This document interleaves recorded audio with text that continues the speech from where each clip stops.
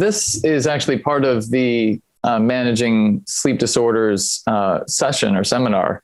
And I'm just giving one of the talks, but my objective with directing that course was really to make sure that we were giving practical advice to neurologists about sleep and that they might encounter in their actual patients. So it was focusing less on sleep disorders per se, and more on sleep presentation. So it could be a sleepy patient, which is what I'm covering. And then my colleague, Michelle Janellis, is talking about insomnia as well as circadian disruptions, right? So these are things that affect everybody, right? Sleep affects everybody. And we wanted to make sure that neurologists were comfortable dealing with the symptoms that might present rather than necessarily having to be a sleep expert.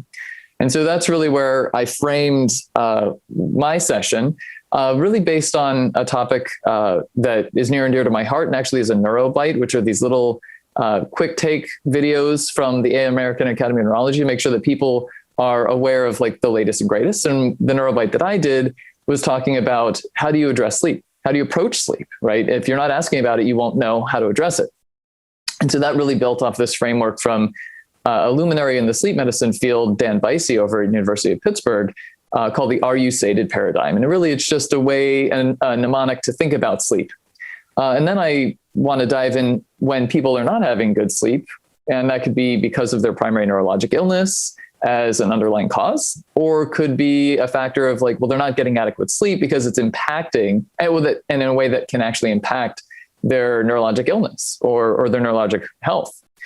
And so I presented in the context of a case with a Parkinson patient. Granted, it's only a very brief segment, it's 15 minutes, right? So I don't go through too many cases, but I present a case of a Parkinson patient with numerous contributing factors to their sleepiness, including some of the actual primary condition and the treatments they're in, but also other factors primarily related to sleep in order to highlight there's a lot that you can do when it comes to sleep for your patients.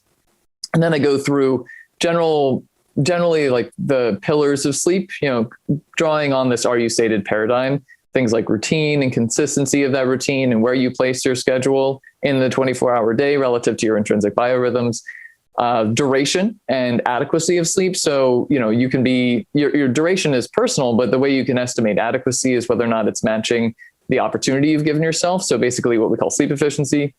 And then sleep quality, which is some degree of a grab bag of what is healthy sleep, right? That comes to many different factors from your sleep environment and what we call sleep hygiene, which is generally, placebo treatment or the positive control when it comes to cognitive behavioral therapy for insomnia. But sleep hygiene is an all-encompassing aspect of what we're trying to do to optimize the sleep space and sleep behaviors. But it also relates to underlying sleep disorders. People, they can have sleep disorders like restless leg syndrome is common in neurologic disorders. In this case, REM behavior disorder is very common in neurodegenerative disease. You can have OSA, obstructive sleep apnea. So that's where I try to conceptualize it and say, hey, here's a case where there's a lot going on, and you can address any of these aspects and look at it from the frame, from giving, trying to give people a framework in which they can actually ask about sleep and then address sleep. And that's really what my intention was there.